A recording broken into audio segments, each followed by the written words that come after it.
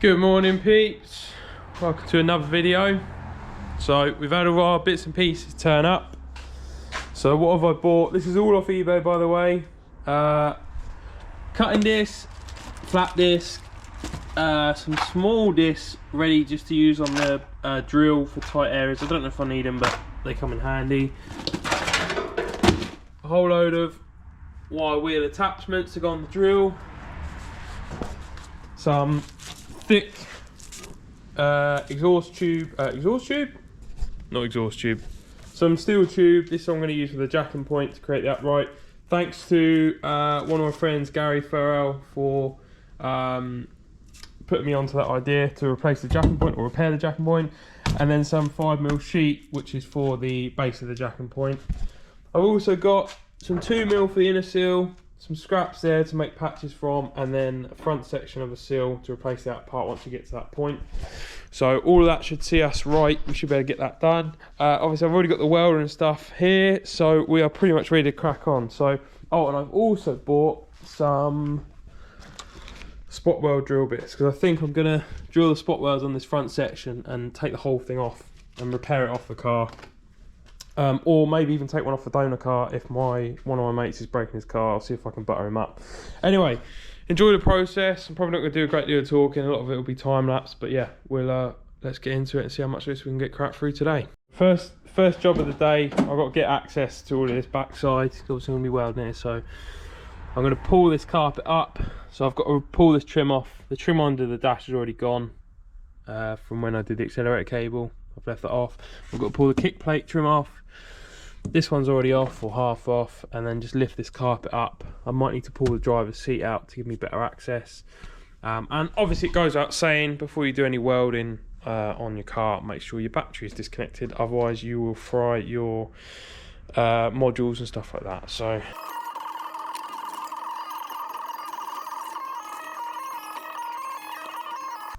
right, I've taken that trim off. I'm gonna take the seat out now. 4 bolts. I think they're 16mm, 2 at the front, 2 at the back.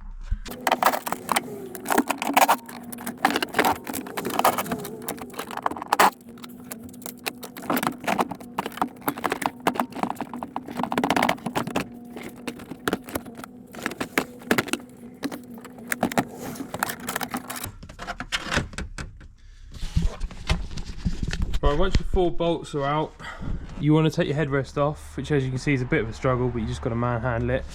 If you take the headrest off, it just makes getting out a bit easier because you're not going to hit the top of this. And then take the seat belt off. You've got a Torx bit there. Undo that, and then it just pulls through this trim here, and then you should be able to lift the seat out. Obviously, it's got sharp bits of steel and stuff at the bottom, so as you lift it out, you want to be really careful not to clatter it into your sill, damage any of your rubbers, etc., because all of this stuff is so hard to find and expensive to replace these days, so just be careful there. Right, once your seat's up and out, you're left with this. Obviously it needs a good hoover, but I haven't got a hoover here, so let's not get bogged down with that at the moment. Rear rug out. So I've pulled this trim off. Where did I put it? It has broken, but it looks like it should be an easy repair. I don't know if it was me or if it was already kind of weak, but you've got like a giant clip here. So the top of this sort of slides up over the door card to create a nice fit, and obviously this bit of plastic, which should be on here like this, would slide down and lock it into place. But yeah, it's broken, but it should be quite an easy fix. It's a lovely clean break, and it's quite a big bit of plastic, so we can glue that back on. Thankfully the rest of them, these are really common for they get like hairline fractures and then they split when you take them off. This one's actually in pretty good nick, and most of the bits on the back are all in good shape as well, so that's good to reuse. So next up we can start to pull this carpet out, but before we do that I'm just going to whip off this cover. I think there's a Torx bit under there that holds the seatbelt rail in, and then the accelerator pedal, which you can, there's a tab on the back you pull up and then put a flathead screwdriver in there. I'm not going to show you how to do that because it's a bit of a fucker, but if you've got to do it, just have a look on YouTube. There's loads of videos showing it. This cover just pulls off dead easy, just like that, and you've got Torx bit in there.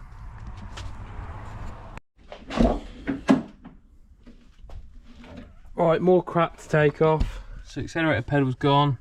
Someone's been in here before because the plastic on the accelerator cable was bent up at the bottom, so that's not a good sign. Then taking out this throttle stop, that's just a 18mm bolt, unwind that, and then up here secures the carpet is this crappy plastic screw. The head was already mangled on it, and it's like the softest plastic in the world, and I just could not undo it. It was so tight. So all I've done is I've popped this outer grommet off as like a rubber grommet, and then just grabbed the plastic with a pair of mole grips and twisted it out. But crazy tight that was in there. Anyway, we can now pretty much just lift this carpet up, I hope.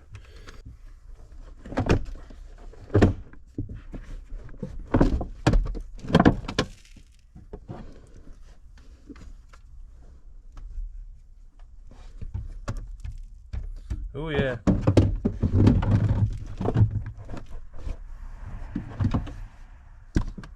Why are you not letting go? Give me the carpet.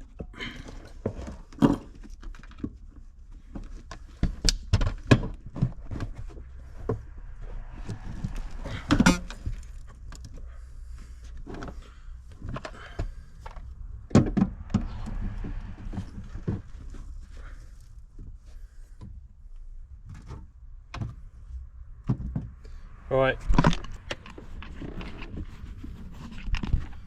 Well, there's our hole. This whole carpet is absolutely soaking wet. You're not obviously going to get much of an idea on camera, but the whole thing. Oh, there you go. Look, that is absolutely sopping. So it's no wonder she's rotted out because it's full of moisture. But the real question is, how is that moisture getting in there? Because it shouldn't be. It should be bone dry. So part of the carpet's already falling apart. Get rid of that. Get rid of that.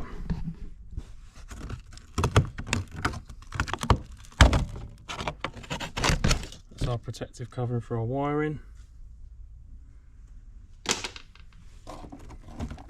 There's our wiring. I reckon it's going to need most of this £4 replacing.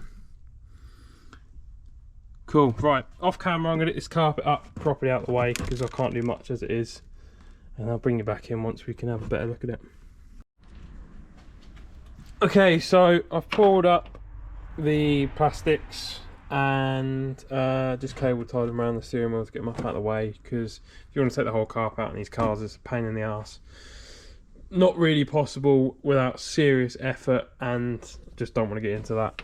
So this should give me good enough access. Anyway, what have we found? Well, at the back, there's obviously a bit of grot festering. This bung looks like it needs, that's going to need cutting out. There's a little bit sat around this rear bung as well. So this stuff needs to come up. I'm going to get the heat gun on that in a minute and start lifting it up, so I can have a better assessment of what's underneath. But the real issue is this. So where's my screwdriver? So obviously we've kind of seen this hole is a bit of an issue, so that's pretty much as we expected. The inner sill has gone fairly high up.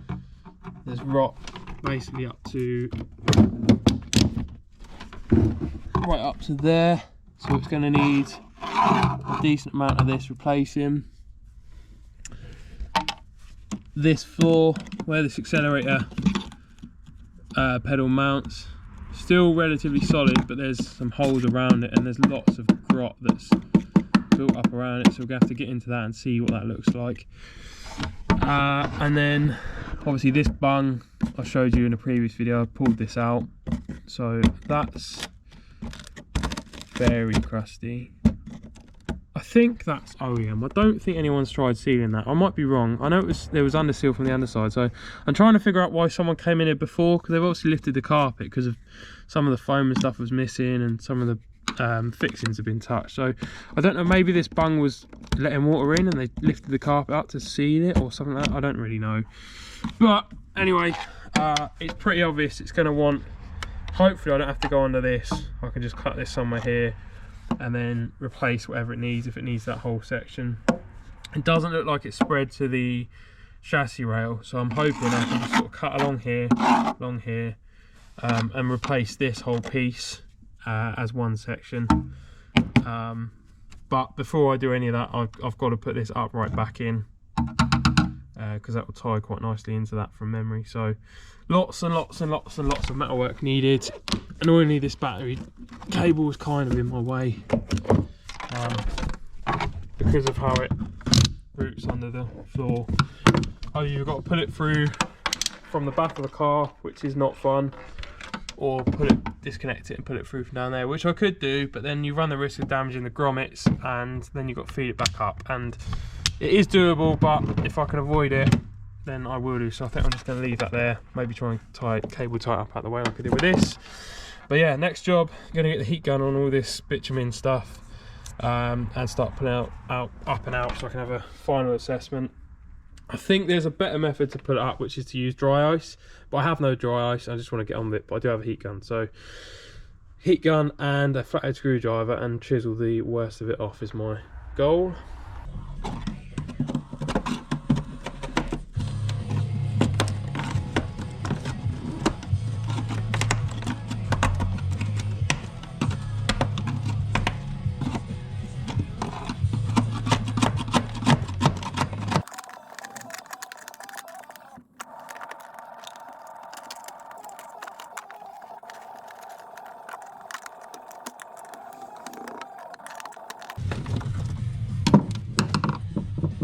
It actually comes off pretty well just with the screwdriver, but I'm guessing that's because it's got rusty, and you know, rust has just done its thing.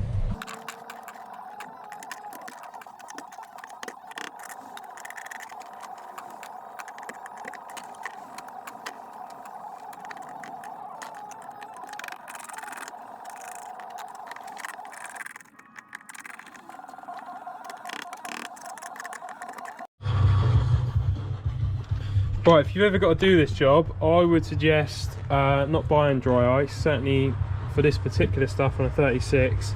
Anywhere that's rusty, it literally just breaks up, no problem at all. We'll just use the flathead screwdriver, not even a scraper. And then the bits that there's no rust or it's well bonded, so like up here for example, just put the heat gun on it for like, I don't know, 20-30 seconds, and it literally just run a blade behind it and it peels off in one big piece. So no dry ice needed, no fancy scrapers. You might have a heat gun at home already, you might have a screwdriver at home, I hope so. So yeah, that is actually in a pretty shit job. That's one good little result. So I kind of want to go further up there, but I think the rot stops where I can kind of see it. My only concern is this accelerator cable mounting bit. There's a hole there and it's all just very flimsy, so that's a bit annoying. This is pretty straightforward. It'll just be one flat plate. I'll probably cut somewhere here, right up there, as far in as I need. But I will chuck a wire wheel on this just to see how far I need to go. I don't want to go crazy if I don't need to. This panel here, it looks like I've got lucky. It stops short of this central part, so I can just cut straight up there, probably along this first line, replace that part down, and then do a second panel which will be much higher. That will come up to here. You could just cut straight along here and do one big panel, but I'd rather leave that alone and then just have to put this in. So that's that part looked at, and then the next bit is just venturing back onto this floor here. So this is actually bonded on there quite nicely, so it's not going to break off that easily. So I'll show you with the heat gun.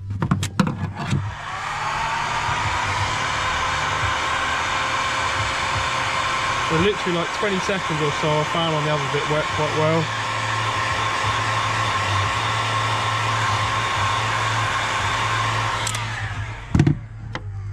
Right, and then literally just a flathead blade. And although the back of it is sticky, it doesn't leave that much sticky residue behind like that. That's not really sticky at all. And you can pick it up pretty easy. So obviously if I haven't got a camera in my hand, I'll just heat the whole area and smash through it pretty quickly. So that's the way to go, boys and girls, on one of these cars. It looks like there's maybe been a bit of moisture behind there, so it might be helping me a little bit. But I remember years ago I did this similar job on a Mark 1 Golf, and that was an absolute pig of a job. It was so sticky, but I probably did it in summer when it was a lot hotter and softer.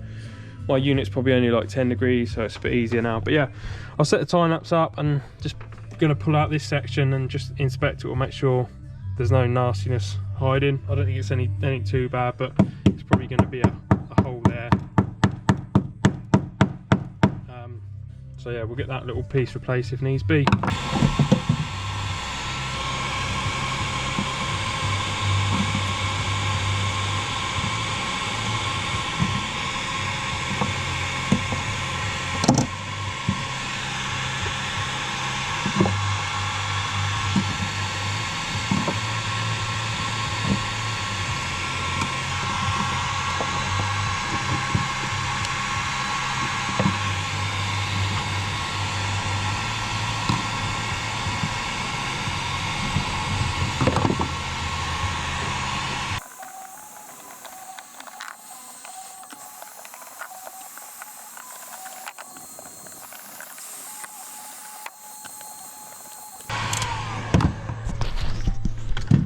So this is a prime example as to needing to go further than what the rust looks like, because lurking under there was this nastiness.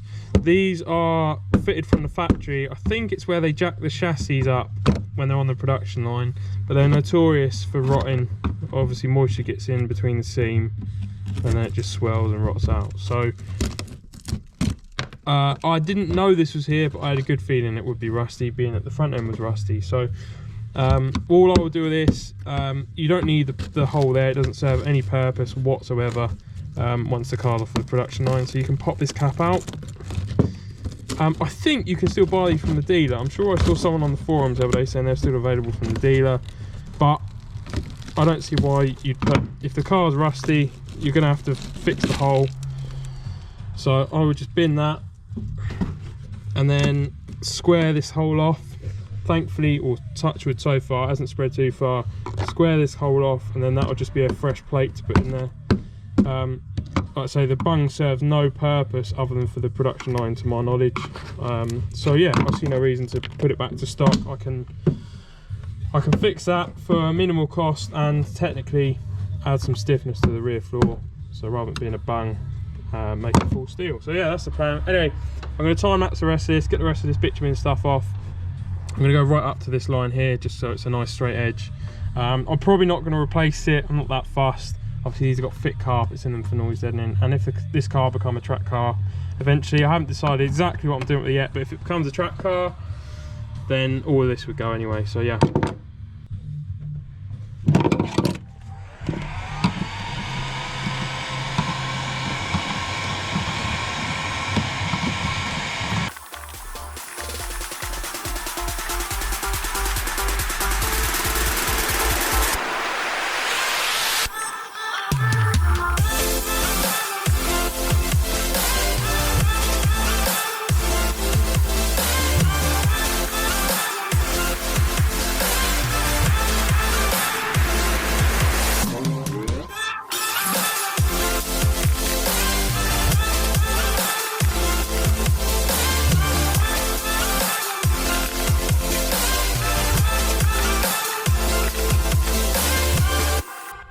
Right, that seemed to work pretty well.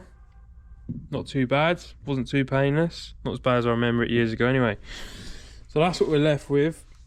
It's relatively clean at the back. There's a bit of surface lingering. Looks like there's a bit of grot there. Not too bad, that's just a nice easy bit. There's a hole here. I think this might be the drain for the back of this chassis rail. I need to have a poke around underneath, so that'll be a nice easy patch. That isn't too bad, just a nice easy square cut, that's fine. It looks like some idiot has jacked the car up from the floor. I've seen this so many times with 36s. Just use the seals, just what it's designed for. But anyway, that's not too bad. So what we got, 1, 2, 3. This one you could probably get away with just wire wheeling that, but I've knocked the bung out and I'm just going to cut and put a square plate in there, because why wouldn't you? Just get rid of it. And then up front, that's what we're left with. So yeah, there's quite a bit, I'm not gonna lie. I'm gonna have a think as to whether I want to lift more of this carpet out. I don't think I need to. I think I've gone high enough. Obviously I've sort of left the insulation half removed. I'm not desperately keen to remove all the sound deadening, but my main concern is this carpet is so wet. Like, the whole thing is just full of water. Everywhere you touch it, there is moisture. So if anyone's got any tips on how to dry that, I mean, besides leaving it sat next to a heat gun or a diesel heater for the next 1,000 years, I really don't know what the best way of drying that is. It's absolutely solid. It really wants removing fully, I guess, and leaving out the car for 6 months to dry, which I could do. It's not the end of the world. I just have to take the passenger seat out, strip the passenger side, and then I'd probably just cut the carpet by the heater matrix and then lift it out. So I might do that yet. Let me know in the comments what you think I should do. I'm stuck. I really don't want to remove it because it's another thing I've got to store, but I can't think of any way of getting rid of this so it can dry out. I mean, just look how wet that is. Like, it's literally, all that is absolutely sodden. So I think my gut feeling says I need to lift it out. And even if I just leave it out the car for the next 6 months, go and put it somewhere in dry storage just to naturally dry. It doesn't really smell of damp in here, thankfully. Like, considering how much moisture is in the carpet, it doesn't smell at all. But my concern is I do this repair over the next couple of weeks, and then I put the carpet back down and not be fully dry, and that moisture is still going to be sat in the carpet, and obviously I don't want that to ruin the work I've done. So I think that's got to come out, and I think I've just got to leave it out of the car. It is what it is, because I can't think of another way to dry it. I mean, obviously once the summer comes around, then I can leave it outside in the sun and the sun will do its thing, but this time of year that thing ain't drying. Not in my workshop, it's too cold in here. So yeah, if you've got any suggestions, let me know. But yeah, I think I'll probably call it a day for that video, or this video, sorry.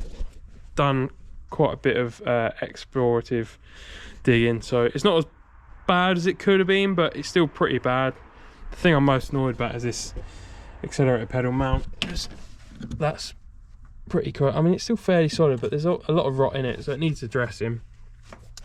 But yeah, that's some good progress. So and just out of curiosity, shall we weigh the insulation?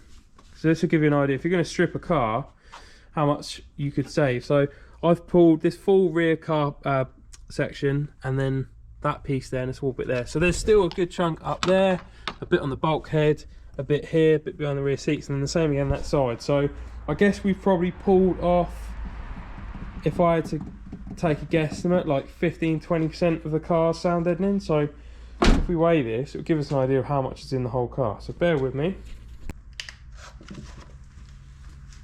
Right, so I've got my drug weighing scales.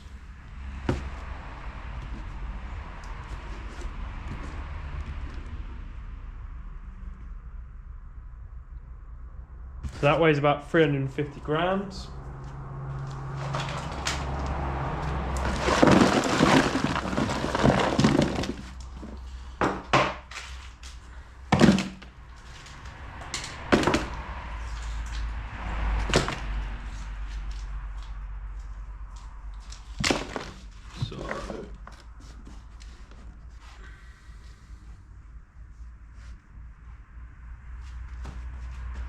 Obviously this isn't wholly scientific. That's 2,000 grams, so 2 kilograms. So we take off the 350, it's about 1.6 kilograms.